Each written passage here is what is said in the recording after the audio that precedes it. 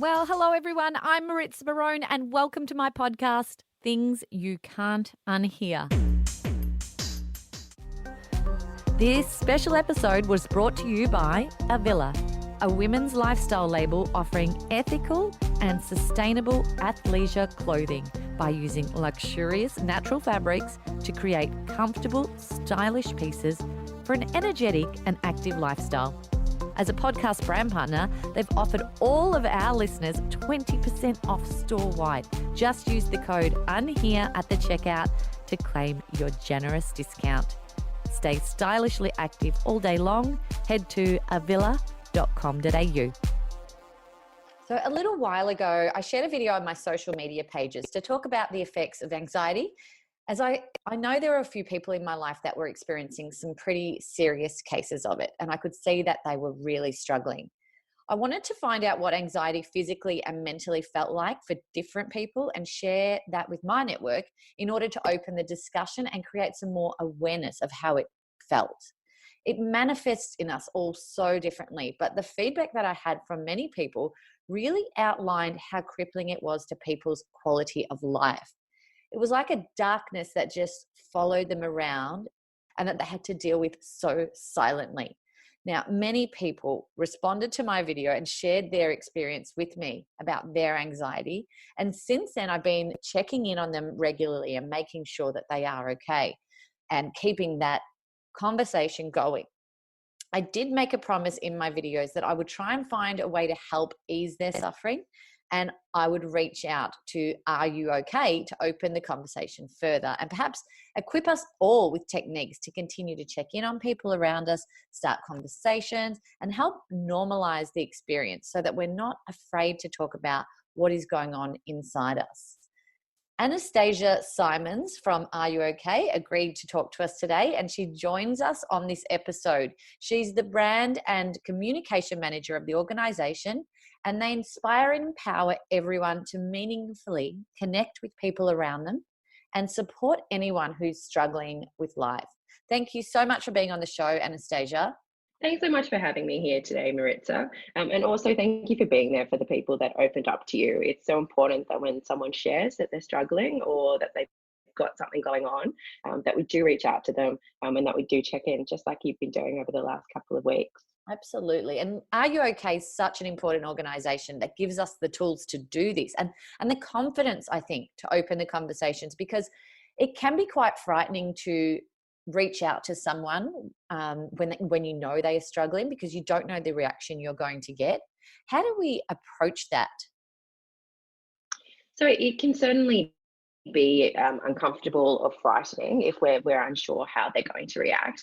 But I think there's a couple of simple things that everyone can do, and it comes back to the 4 steps that Are You Okay promotes. So the first one is all about starting that conversation, and it's making sure that you're prepared for it. So first of all, do a little bit of a self-check. Are you in the right headspace? Are you feeling centered? Is this the right time for you to reach out and have what could be a fairly deep and meaningful conversation with someone about their struggles? The next thing to do is to make sure that you're thinking of a time and a place that's going to be right for both of you. So is it somewhere that's relatively private and comfortable? Do you have enough time to really sit down and get into things with one another? And the final one is to make sure that you understand that their answer might be, you know what, things aren't great for me right now. It could be that I'm feeling anxious or that I'm really struggling, and you need to be prepared for that answer. So once you've kind of ticked those boxes, it's important to think about how you're going to open that chat with someone. It doesn't mean launching into it as soon as you've sat down or saying, look, I think there's a lot going on. This is what I think. It's really about picking an opener that's going to feel natural for the two of you, and hopefully slotting it in, not in the first moment you sat down in front of one another or started chatting online, if that's how you're communicating. But you've eased into that particular conversation. So some potential openers could be, hey, I've noticed that you seem a little bit more fidgety or nervous than usual. You seem to have a lot on your mind. Is there something going on? Do you want to talk about it? And really giving them that chance to unload and share. And once someone started to open up, what's really important is that we listen, and we listen with an open mind. It can be really easy for people to fall into the habit of coming in with preconceived notions. So, I might think someone's got anxiety, or I might think they're really anxious, and I'm going to come into that conversation with my ideas and concept of what that might feel like and what might work for them. But it's actually really important to take a step back and focus on giving them a chance to explain how they're feeling, what's going on, before we launch into, options for them to take to kind of better manage that situation. And it is so important. And I think it's something that you do really well when you pose questions to your audience. You don't pose a closed question, which is just a simple yes or no answer. You give them an opportunity to share a little bit more, share their experience, talk about what's really going on, or really get into a particular topic with you. And I think there's some lessons in that for anyone who's approaching this kind of a conversation. Focus on putting that person at the center. Give them space to really open up and share their full story, not just a yes or no answer. And of course, if someone's opened up and they do need a bit of extra support, encouraging action, connecting them with a professional, or helping them think of things that they can do for themselves that could help them manage their situation is really important. And finally, it's something that you've been doing so well over these last few weeks. We need to check back in. Having a single conversation with someone when they're going through something isn't always enough to solve it for them, or to make sure that they're on that journey to a better place. So we need to check back in, see how they're going, and see if there's any additional support that we can provide as they move forward in their help seeking journey. That's right. And there's such good advice and tools there that you've given us. But I think as hard as it is for us to start the conversation, it's harder for people to reply when people ask them if they're okay. But I think once they have that push, that first ability to open up, they feel so much better that they have someone to bounce off and have someone to talk to and have someone to share their internal dialogue with, because that internal dialogue can get so debilitating in our lives. And I know you agreed to talk to me today because you also deal with this on a personal level. Are you willing to share your own experiences? Yeah, for sure. So I have something that's called panic disorder. And so that's a form of anxiety. And what that means is that from time to time, I experience panic attacks. And they can be brought on for no reason at all. They can be brought on by a period of stress, or a time when I'm, not getting enough sleep, or pursuing those self-care activities that are so important.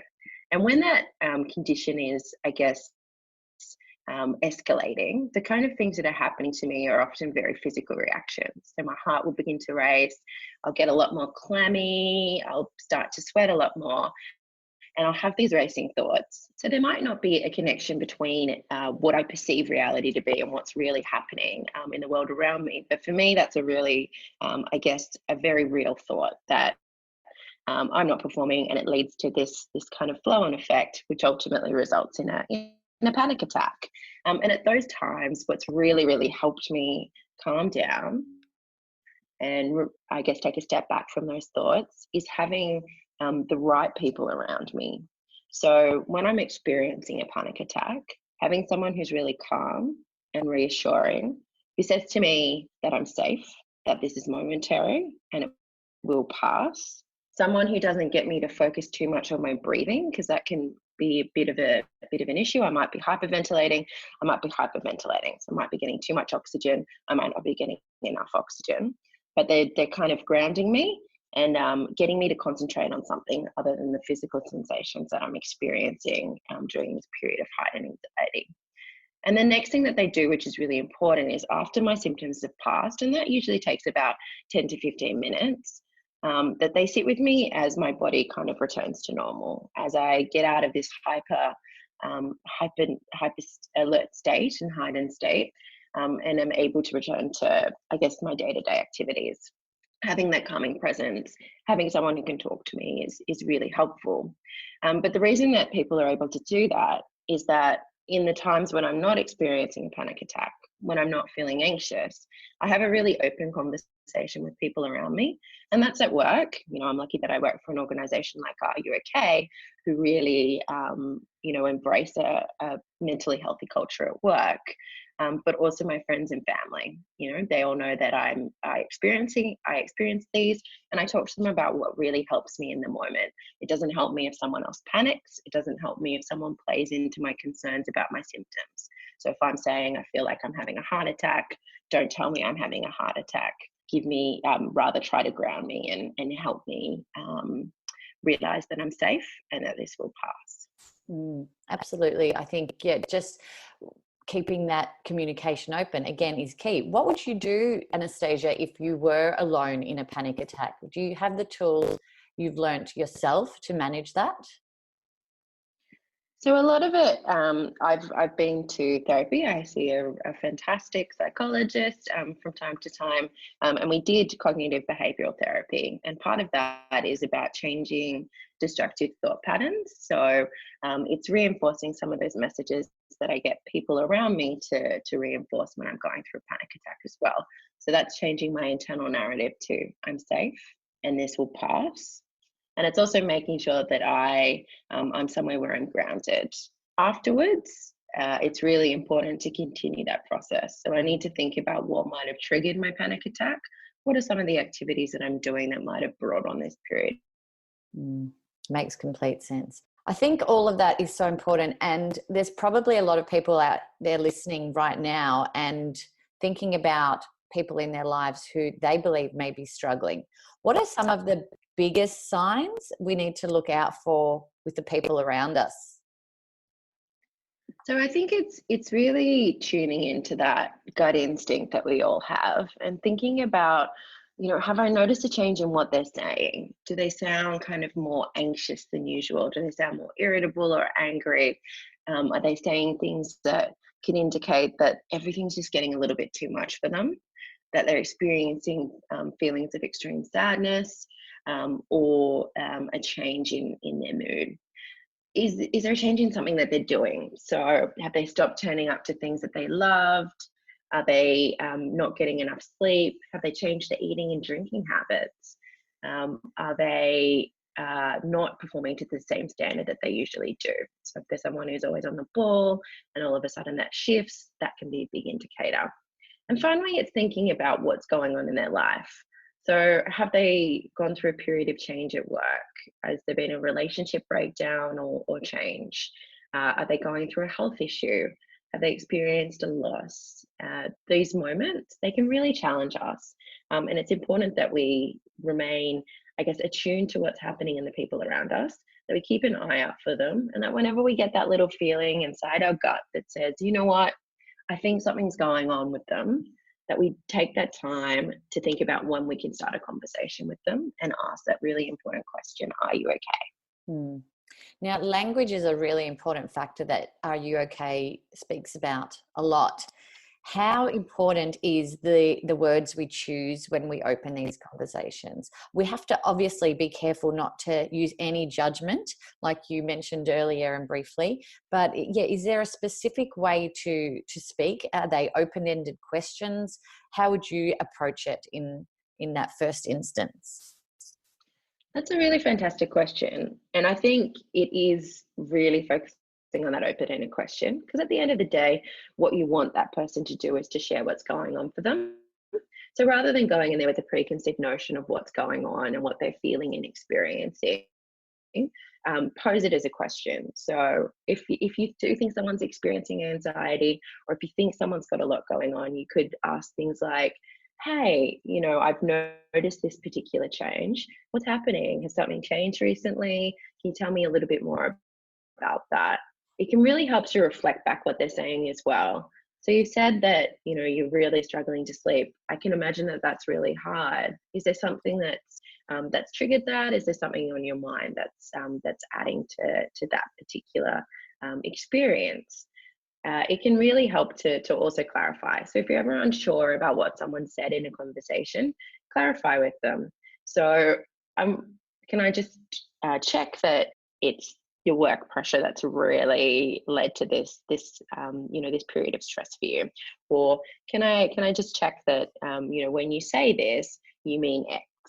And that way you can make sure that you're not taking anything from that conversation that they haven't said, that you're not projecting your own thoughts and feelings onto their experience, and you're really keeping them at the center of the conversation. So really it is about that active listening, but it can also be helpful to share a little bit of your own experience. So after they've opened up, if you yourself have been through something, or you know someone who's been through something and they've had a positive experience, they've come out the other side, they've accessed support, or they've taken the steps that they need to do, you can help to tell that story and to really frame help seeking and doing things for ourselves in a positive light as well. That's a very good point. People do feel more at ease to share when you've shared with them. I've found that a lot. And even if you share the fact that you also suffer from these thoughts from time to time, that allows them to feel like they are not abnormal, and they're not, different for not for feeling this way, and it just allows them to sort of feel more at ease. And I love that point. Now, it's really important that we reach people before a crisis point. And I know Are You OK is also a suicide prevention organisation, and that's obviously when it reaches a peak level that people are struggling in. How do we raise the conversations when we feel someone may be having suicidal thoughts? So the research has shown that talking directly about suicide is really important. So if you are concerned that someone's at risk of suicide, it is important to make sure that they are safe. And the best way to do that is to ask them directly if they are having thoughts of suicide, to confirm if they've got a plan in place and if they've taken any steps to action that particular plan. Now, during these conversations, it's really important that that person is safe and that you are safe too. If at any point you're concerned that that either of you aren't safe, we urge you to call emergency services for immediate support. In Australia, that's 000. But if you're going to have one of these conversations, something that we strongly encourage everyone to do is to look at the You Can Talk resources online. So You Can Talk is an initiative between about 10 suicide prevention organisations in Australia, which is focused on providing people with information and tools to help them have these open conversations with people they think might be at risk of suicide. You can also role play your conversation. So if you're about to talk to someone you think might be at risk of suicide or experiencing suicidal thoughts, you can call up Lifeline or the suicide callback service, and they can give you some advice, information, and tips to help you communicate with that person, ensure that they're safe, and connect them with ongoing support as well. So to anyone who's unsure or feeling uncomfortable, I'd strongly urge you to do that role play, to call up Lifeline on 131114, or to contact the suicide callback service and practice that conversation and get that very helpful advice from them as well. Absolutely, because obviously that can be quite heavy on the person who has reached out to someone who's struggling, to hear that they may be having suicidal thoughts. So having those tools, that Lifeline and the other tools that you mentioned, is critical to everyone's mental health. Now, what do we do if someone says they are okay, but you really know that they are not? Because again, you don't want to have that sort of laying over you. If you know deep down that there definitely is an issue there, but you may have struck up the conversation in a way where they haven't felt comfortable enough to share. So you know they're not okay, but they still have said that they are. It can really help to ask again. So you might have asked the question and they've said, yeah, I'm fine, everything's fine. We'd strongly encourage you to ask again. You haven't been yourself lately. I really want to be here for you. If there's anything going on, you can always talk to me. It can also help to keep an eye on that person. So if you at any stage are really concerned for their well-being, we would strongly urge you to connect with professional support and encourage them to connect with that particular individual. You can also think about who else in their world might be in a better place to have that conversation. Is there someone that they really trust, who they might be more comfortable opening up to? And then you can approach them and encourage them to check in with that particular individual. It can also help to let them know that you're always available for a chat, if and when they're ready to talk. and to emphasize, I guess, why you want to be there for them. So if you think that there's something going on in their world, you can share a little bit of your own story and say, look, I really appreciated you being there for me when I was going through this tough time. And I just really want to be there for you if you're ever going through something like that. So if you want to talk about it, we can chat about it now. We can chat about it later too. But I'm going to check in with you again in another week's time, just to make sure that you're okay and that you've got the support that you need around you at this time. Perfect. Well, thank you so much for everything you've shared today, Anastasia. Now, if you're listening to this and automatically feel as though there's someone in your life that might need an ear or someone to check in on them, please take action, and take action today, because conversations can save lives and really give people a secure sense of belonging. Because at the end of the day, we all need to know that there's someone who has our back and someone who can listen to us.